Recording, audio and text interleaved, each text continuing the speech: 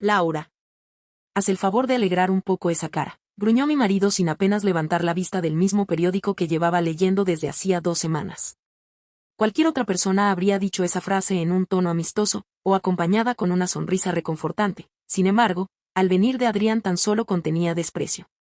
Por no llevarle la contraria mostré una ligera y desganada sonrisa, pero eso tampoco pareció complacerlo. En realidad nada lo complacía desde hacía mucho tiempo, y el traslado a la zona segura empeoró aún más su humor, si es que eso era posible. Tampoco podía reprochárselo cuando ya sabíamos que allí íbamos a tener que soportar muchas incomodidades, y el paso del tiempo no hacía más que incrementarlas. Al principio teníamos hasta electricidad, pero conforme la situación fue poniéndose peor con los resucitados nos quedamos sin luz y sin agua corriente. El agua que recibimos a partir de entonces era de las fuentes que instalaron tras cortarse el suministro.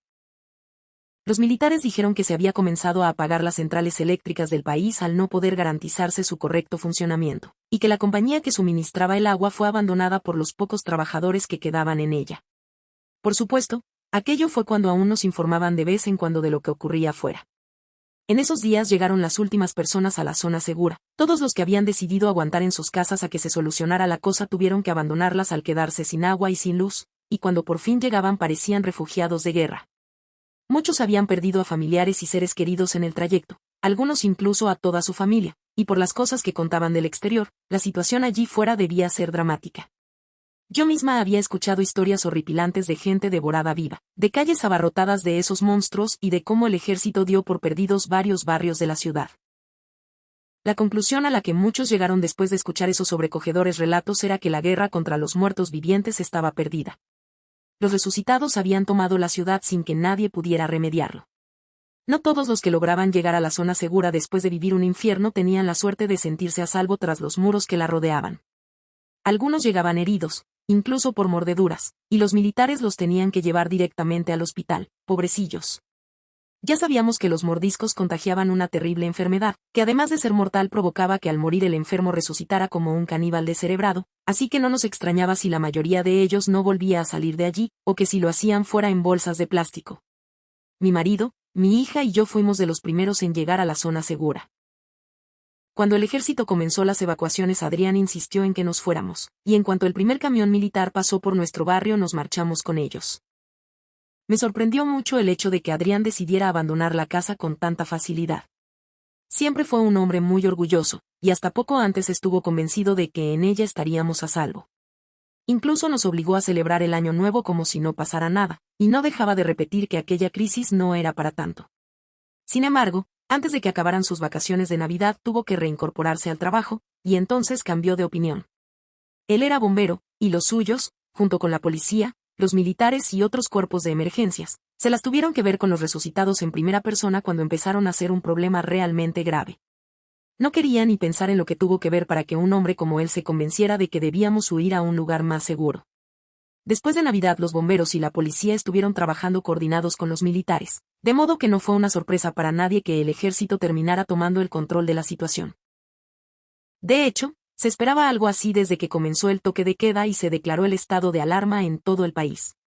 Según escuché cuando los militares aún nos contaban cosas, mi barrio había sido abandonado poco después de que nos marcháramos nosotros. Las tropas desplegadas se retiraron y los habitantes que quedaran allí y que no se dejaron evacuar quedaron a su suerte.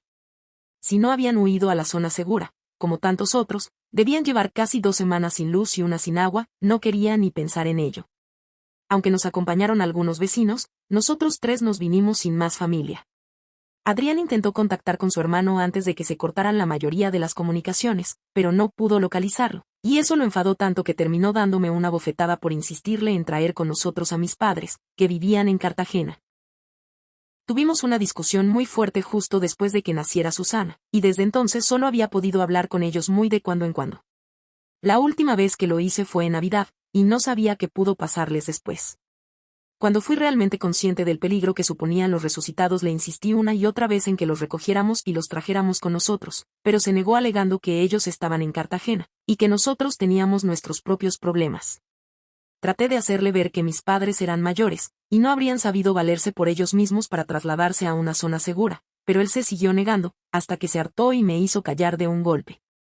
El bofetón me dejó tal marca en la cara que cuando entramos a la zona segura los militares me llevaron aparte y me inspeccionaron todo el cuerpo pensando que podrían haber sido heridas producidas por los resucitados. Al preguntarme cómo me lo había hecho, les dije que se me cayó una maleta encima al hacer el equipaje. Me creyeron solo porque ya tenía práctica en ese tipo de mentiras. No era la primera marca que Adrián me hacía algo así en un arrebato de los suyos. Decía que nada complacía a mi marido desde hacía mucho tiempo, pero lo que menos lo complacía últimamente era mirarme. Tenía la sensación de que podía ver en mi mirada el reproche por no haber recogido a mis padres, y aunque yo intentaba que no pareciera que le recriminaba nada, estaba segura de que lo que conseguía que siguiera viéndolo, adoptara yo la expresión que adoptara, era su mala conciencia. Decía también que la calidad de vida en la zona segura disminuyó considerablemente en los últimos tiempos. Además del tema de la luz y el agua, había que considerar que éramos muchas bocas que alimentar, y desde que los militares se replegaron apenas cabíamos todos dentro. Por suerte ya no vendrá más gente, están todos muertos, exclamó Adrián, con su recién adquirida actitud desdeñosa hacia el prójimo, cuando le mencioné el problema. Sin embargo, el hacinamiento no era un inconveniente tan grave como el de la comida. Al principio decían que había para alimentar a 10.000 personas durante un mes, pero por alguna razón que no llegaron a explicarnos, apenas 3 semanas después, y siendo menos de la mitad de esos 10.000 allí dentro, se comenzó a racionar la comida, que tampoco era lo que yo llamaría buena. Básicamente consistía en una serie de raciones militares que variaban muy poco y sabían fatal. Aún así, por muy malas que estuvieran, y como cualquier producto perecedero se habría estropeado a esas alturas por el paso del tiempo, eran las raciones o el hambre. La gente ya estaba harta de vivir en tiendas de campaña y de tener que conseguir agua de las fuentes, así que el racionamiento fue la gota que colmó el vaso, y comenzaron a producirse protestas. A los primeros que se quejaron no les hicieron mucho caso, pero cuando algunos se pusieron más violentos los militares tuvieron que intervenir en serio. Incluso hubo varios heridos cuando un grupo intentó abrirse paso por la fuerza hasta el interior del colegio, donde se guardaban bajo vigilancia todas las raciones. Desde ese momento el doble de soldados vigilaba el lugar, y las reclamaciones por aquello cayeron en saco roto.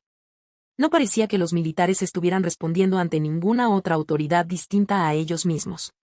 Unos días antes del tumulto llegaron más tropas a la zona segura, y casualmente fue ese día cuando dejaron de informarnos periódicamente de lo que iba ocurriendo fuera. Un terrible rumor se fue extendiendo a raíz de aquello, y este decía que el ejército se había replegado porque fueron sobrepasados por los resucitados, que la ciudad estaba perdida y que no querían que lo supiéramos. Nadie quería creer algo tan lúgubre, pero el mutismo del ejército hizo que se extendiera como la pólvora, y el miedo que todos sentíamos se acrecentó todavía más. Esa noche me la pasé llorando, aunque sin hacer ruido para no despertar ni a Adrián ni a Susi. Lloré por mis padres, que no sabía qué fue de ellos. Y por mi hermana, que vivía en Albacete y de la cual tampoco sabía nada desde hacía semanas. Aquel día, por desgracia, no iba a ser el peor. Después de mucho tiempo sin decirnos nada, esa misma mañana un militar activó la megafonía a primera hora, mientras me encontraba recogiendo agua de la fuente para evitar tener que hacer cola cuando se llenara de gente más tarde, y nos comunicó que la zona segura de Alicante había caído. La gente se quedó congelada con la noticia, sobre todo porque no dieron más explicaciones acerca de lo que había pasado. Una mujer mayor que hacía cola 3 personas por detrás de mí se echó a llorar de repente. Por lo que pude entender, resultó que sus hijos y sus nietos estaban refugiados en esa zona segura. No pude sino compadecerla. Al llevar el cubo de agua ya lleno hasta nuestra tienda, Adrián me dijo que alegrara la cara, pero no podía tener menos motivos para hacerlo. ¿Has oído lo que han dicho?, le pregunté con timidez. Pues claro que lo he oído, no estoy sordo, respondió con un bufido. Se encontraba sentado en una silla plegable que trajimos de casa, y que antes utilizábamos cuando íbamos a la playa. Además de los 2 catres, que ya venían con la tienda de campaña que instalaron los militares, no teníamos más asientos, de modo que permanecí de pie. Los alicantinos están jodidos. Al parecer su zona segura era una mierda de segura. No me lo había planteado hasta entonces, pero en ese instante caí en la cuenta de que, si una zona segura había caído, ¿por qué no en la que nos encontrábamos? En la nuestra no éramos ajenos a los ataques de los muertos vivientes. A lo largo de todo el día se podían escuchar disparos de los militares contra los resucitados que se acercaban demasiado al muro, que habitualmente venían en solitario o en grupos muy pequeños, pero ocasionalmente llegaban grupos grandes que podían incluso amenazar las defensas del ejército. En esos casos no solían disparar, sino que una patrulla salía en un vehículo y los atraía haciendo ruido para alejarlos de nosotros. Afortunadamente esos monstruos no eran muy listos, y era fácil engañarlos con ese tipo de trucos.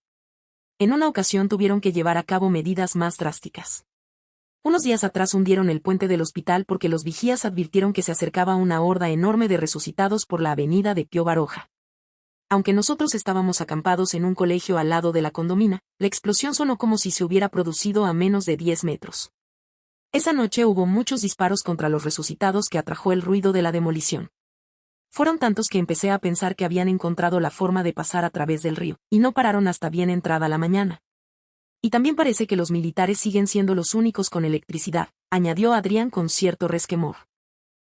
Poco después de que se fuera la luz vimos a unos soldados transportando un generador eléctrico que funcionaba a base de gasolina al interior de él. Y por mi hermana, que vivía en Albacete y de la cual tampoco sabían nada desde hacía semanas.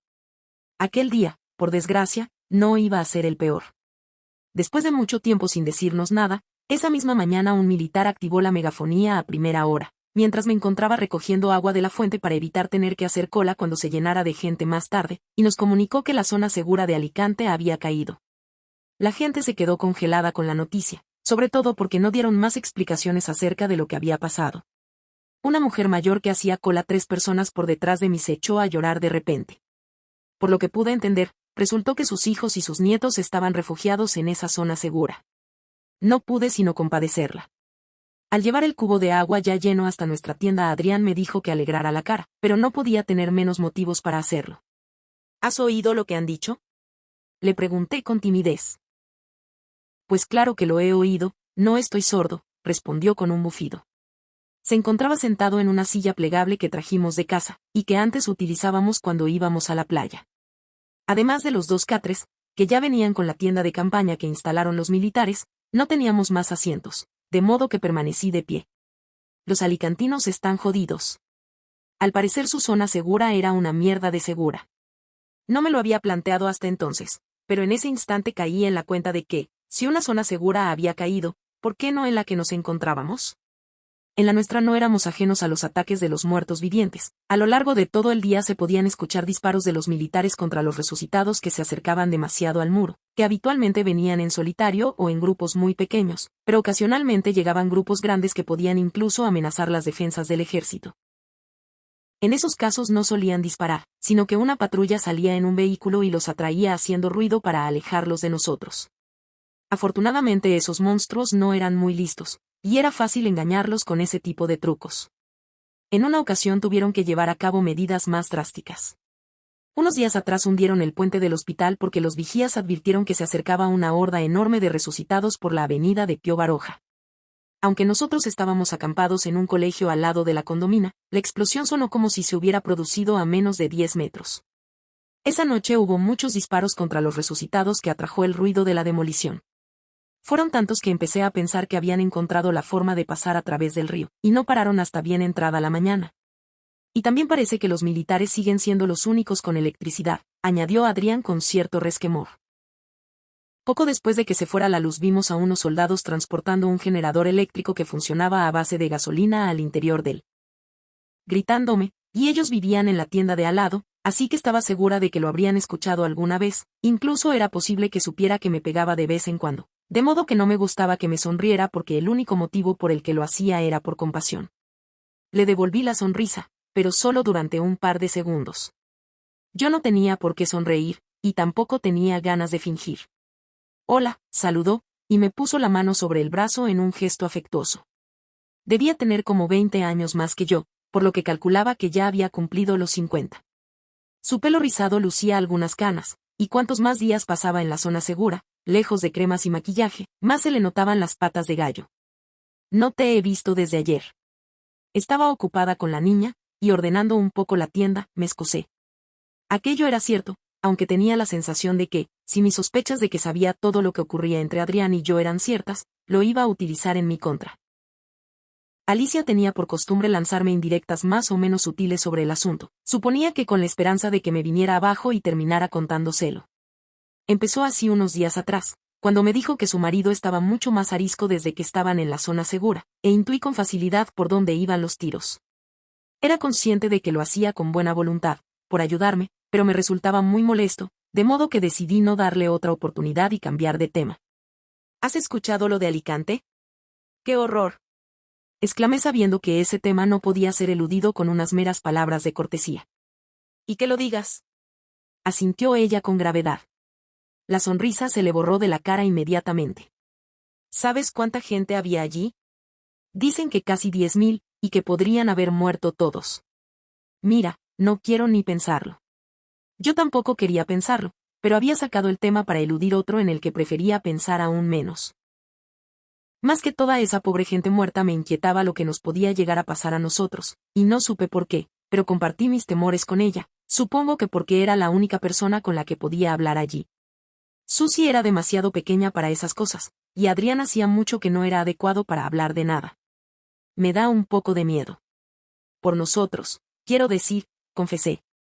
Supongo que ellos también creían que estaban a salvo.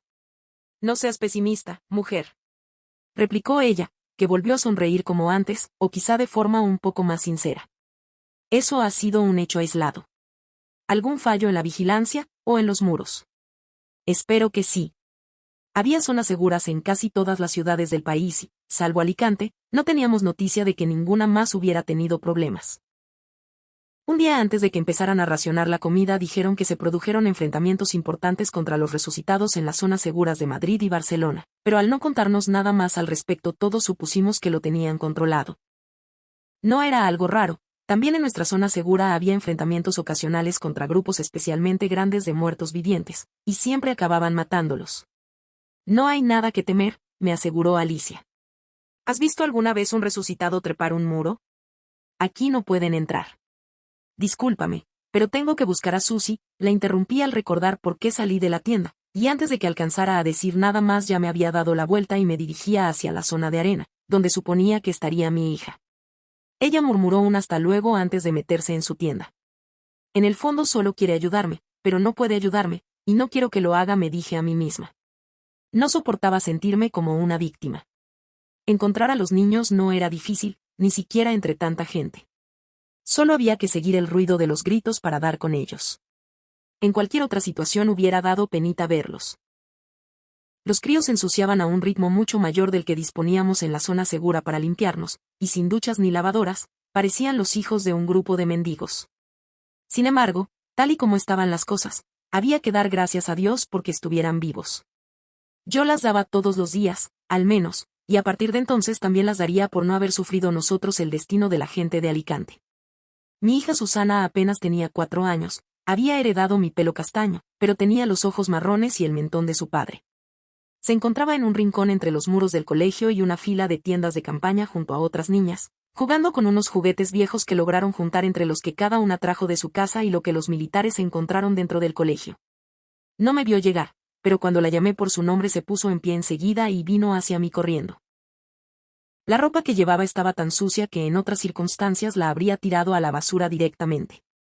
Su pequeño abrigo rosa era lo que se encontraba en peores condiciones debido a que no podía quitárselo casi nunca.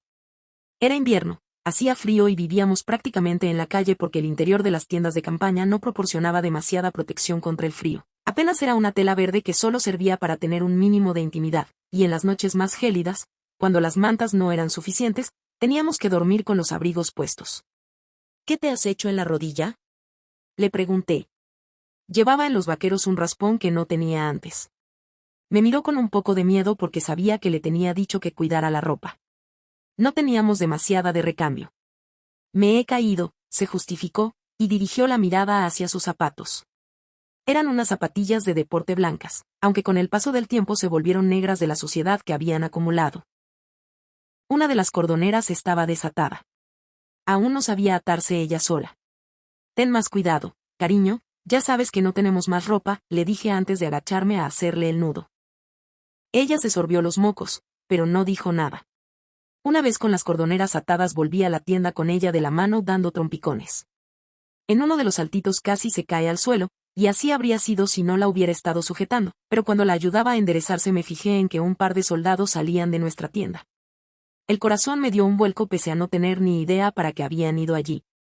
Los militares cada vez se mezclaban menos con nosotros, y cuando lo hacían era para intervenir si había alguna pelea, un robo o porque había ocurrido alguna desgracia. Con el corazón acelerado tiré de Susie hasta que llegamos a la tienda. Adrián seguía sentado sobre la silla, tal y como lo dejé un momento antes, como si ningún soldado acabara de salir de allí. En cuanto entramos nosotras también la niña se soltó de mi mano y se fue corriendo hacia su cama, a cuyo pie guardaba un par de libros para colorear y unas ceras de colores que conseguimos traer de casa. Suspiré al recordar mi piso y cuánto lo echaba de menos. Con el sueldo de Adrián no podíamos permitirnos más que un pequeño apartamento, pero comparado con la tienda de campaña era todo un palacio.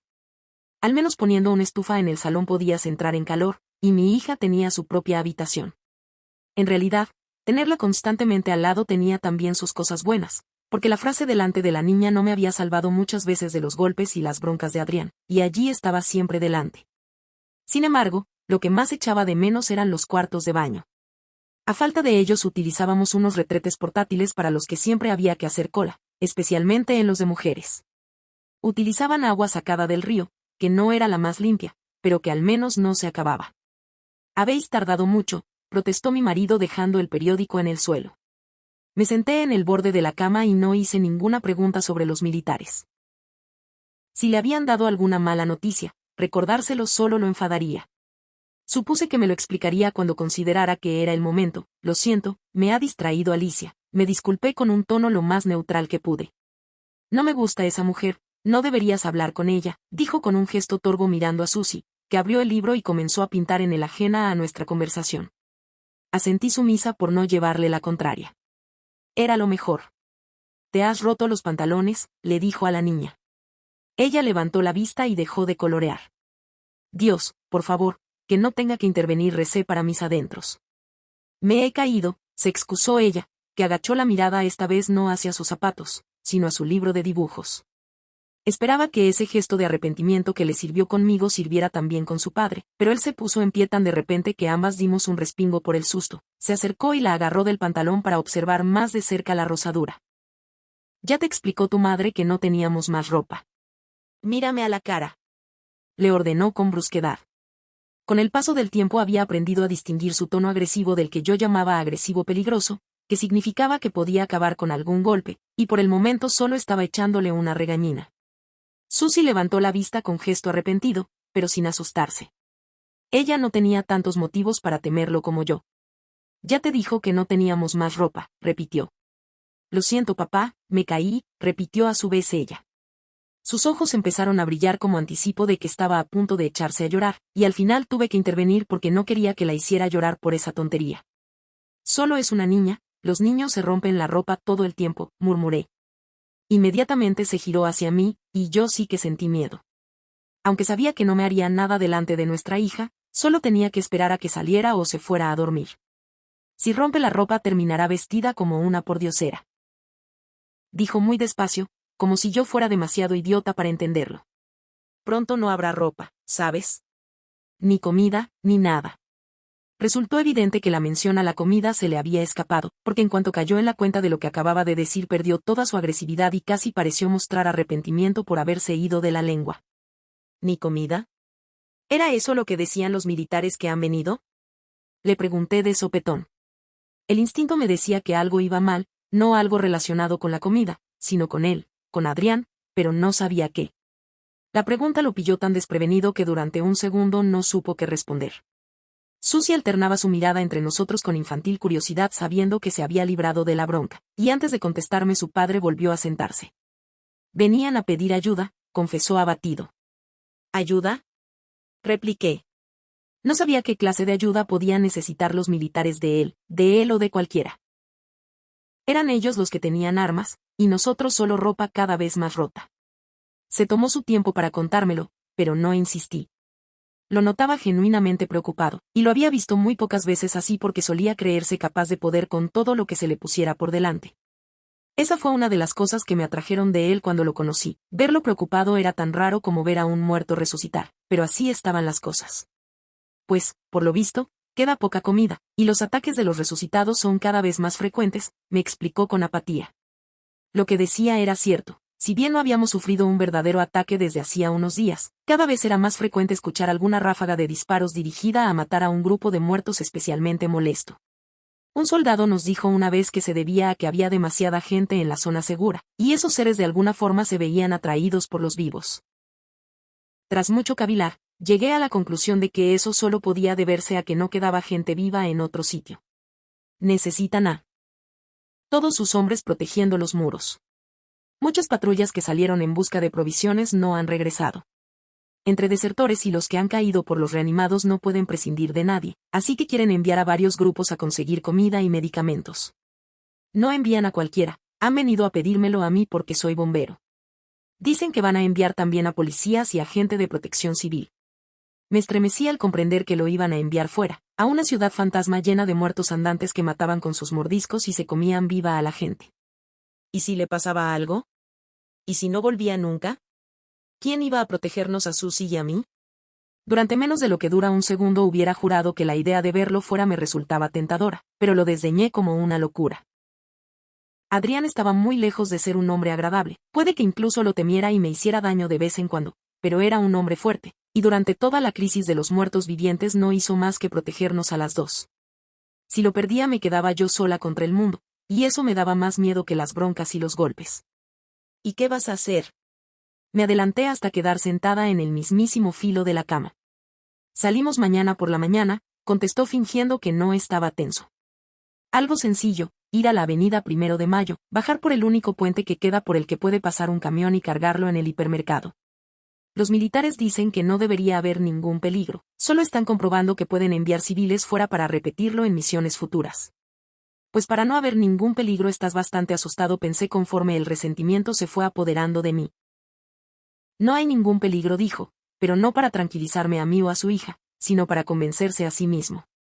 Lo conocía demasiado bien, nunca tuvo el detalle de preocuparse por lo que yo pudiera pensar, y no parecía que fuera a empezar ahora. Me sentí despreciada y enfadada. Iba a salir a jugarse la vida ahí fuera, donde todo el mundo estaba muriendo, y tuve que ser yo la que se lo sonsacara en lugar de contármelo él mismo por su propia voluntad. Por supuesto, no manifesté mis sentimientos en modo alguno, solo faltaba que encima se enfadara también y terminara pagando yo por lo que le habían pedido los militares. Papi, lo llamó la voz de mi hija, interrumpiendo la vorágine de sentimientos contradictorios que yo sufría. Ella parecía más impresionada que asustada, que adorable inocencia. ¿Vas a salir fuera? Mi amiga Natalia dice que fuera los hombres malos que muerden se comen a la gente. Tu amiga no sabe lo que dice, a papá no se lo va a comer nadie. Respondió él con una brusquedad tan infantil como el comentario de la niña. Sin decir una palabra más, y con un gesto hosco, agarró su periódico de nuevo y continuó leyendo por donde lo dejó. No se volvió a mencionar el tema en todo el día. Cuando acosté a Susie en su catre ya era de noche, y cenamos con lo que quedaba de las raciones correspondientes para ese día. La cena era escueta, pero tan asquerosa que no conseguía acabármela. Tenía el estómago cerrado desde que Adrián dijo que iba a irse al día siguiente, a arriesgar la vida en el exterior de la zona segura para traer más comida y medicamentos. Esperaba que si lo lograban al menos consiguiéramos un racionamiento un poco menos estricto. Poco después nos fuimos a dormir nosotros también.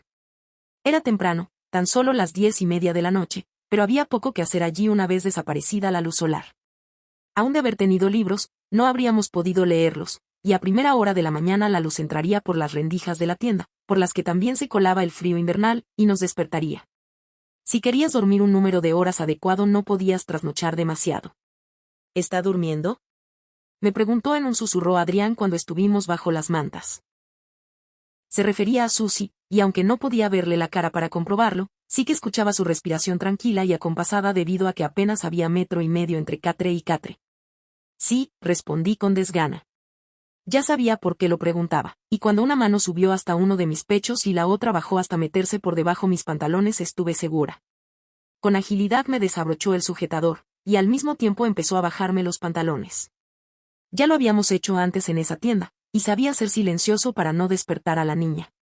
Yo no tenía el cuerpo para esas cosas, pero él iba a marcharse por la mañana, correría peligro, temería por su vida y ya estaba lo bastante cabreado, así que no tuve el valor necesario para decirle que no. Cuando me bajó la ropa interior hasta la altura de las rodillas me tumbé boca arriba con las piernas separadas y simplemente lo dejé hacer. Hacía tiempo que el sexo dejó de ser placentero y se convirtió en algo más parecido a una obligación matrimonial, pero en aquellas ocasiones tenía fuerzas para fingir que lo disfrutaba. Por suerte, la necesidad de silencio me sirvió para no tener siquiera que molestarme en eso, y en cuanto hubo terminado volví a colocarme la ropa como pude bajo las mantas y me giré, dándole la espalda, como solíamos dormir siempre. cuando empezamos a vivir juntos, y él aún era amable y cariñoso conmigo, siempre dormíamos cara a cara. Pero un día él decidió darse la vuelta y mirar hacia otro lado, y como no le vi ningún sentido a mirarle la espalda, yo también lo hice. No me va a pasar nada, ya lo verás, dijo en un susurro mientras me hacía tirabuzones en el pelo con uno de sus dedos. De nuevo, sabía que en realidad trataba de convencerse a sí mismo. Que yo estuviera preocupada o no era algo que no le importaba lo más mínimo. Intentando no pensar en eso traté de quedarme dormida, pero no fui capaz.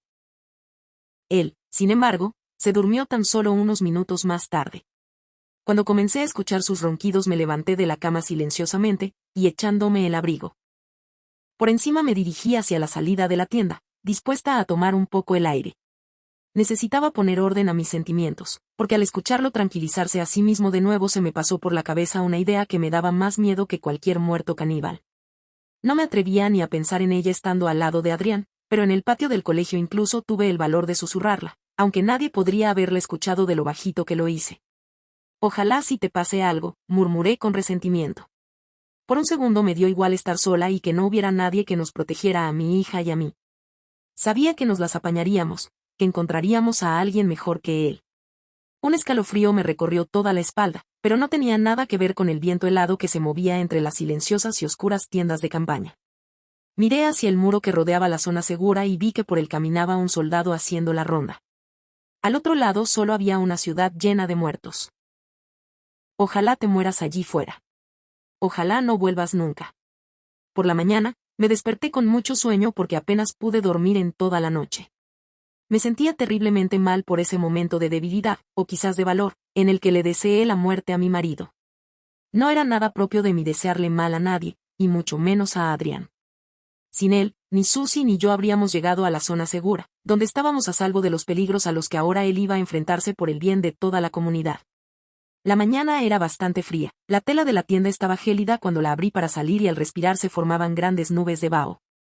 Aunque todavía era muy temprano, y apenas empezaba a salir el sol, desperté a mi hija para que se despidiera de su padre también. Los que iban a partir formaban un grupo de 4 personas, 3 hombres y una mujer. No conocía a ninguno de ellos, pero todos parecían gente capaz. Tampoco tuve tiempo de conocerlos porque enseguida llegó un grupo de soldados que nos llevó hasta las puertas del estadio. Al igual que en el patio de colegio, una multitud de tiendas de campaña militares llenaban el campo de fútbol. Allí se nos unió otra pareja, para un grupo formado en total por 4 hombres y 2 mujeres. Los más madrugadores nos miraron con curiosidad mientras atravesábamos el estadio escoltados por militares. Además de mí misma y de Susie, a quien llevaba en brazos aún vestida con el pijama, un abrigo por encima y una cara de sueño que no podía con ella, había como 10 personas más con nosotros, entre familiares y amigos que fueron a despedirse. Un momento más tarde llegamos hasta las puertas de la condomina, frente a un aparcamiento. El muro que nos separaba de los resucitados lo atravesaba y partía por la mitad, uniendo su propia pared con la plaza de toros. Esa parte del muro solo pude verla una vez, y fue cuando llegamos. Era una de las entradas, o mejor dicho salidas, porque si el ejército había abandonado todas las misiones fuera de la zona. Segura ya no se esperaba la entrada de nadie. Una enorme puerta metálica que debía pesar 1 tonelada permitía el acceso al exterior. Una barrera de hierro atrancaba la puerta, pero la levantaron cuando nos vieron llegar. En la parte de aparcamiento que quedaba dentro del muro tenían 3 camiones del ejército aparcados, y varios soldados acondicionaban uno de ellos para que el grupo lo usara como transporte. Ninguno de los 6 que iban a salir parecía estar asustado, pero sabía que, en el fondo, sí que lo estaban. Era imposible no estarlo, todos sabían lo que había ahí fuera y lo peligroso que era. De entre los familiares y amigos algunos lloraban, mientras que otros tan solo tenían cara de preocupación. Me pregunté qué cara estaría poniendo yo, que no era capaz de saber lo que. En cierto modo odiaba a Adrián, pero también lo quería, y estaba a punto de arriesgar su vida para que toda la zona segura tuviera comida con la que subsistir, algo de lo que podría sentirse orgulloso. Cuando llegó el momento de que partieran me despedí de él con un beso tratando de parecer lo más triste que me fue posible, y luego él se despidió de Susie, la única que las dos que sí estaba genuinamente preocupada. Tanto era así que se pasó todo el camino de vuelta a la tienda preguntándome cuándo iba a volver su padre. No lo sé, cariño, quizá esta noche, quizá mañana, respondí dejándola en el suelo y cogiéndola de la mano. Ya no era un bebé, y llevarla en brazos tanto tiempo era cansado. ¿Por qué tiene que irse?, preguntó, y parpadeó con esos ojos marrones que reflejaban inocencia. Papá es bombero. ¿Es que hay fuego? Casi me pareció divertida la pregunta. No hay ningún fuego, pero los bomberos no solo apagan fuegos, ¿te acuerdas?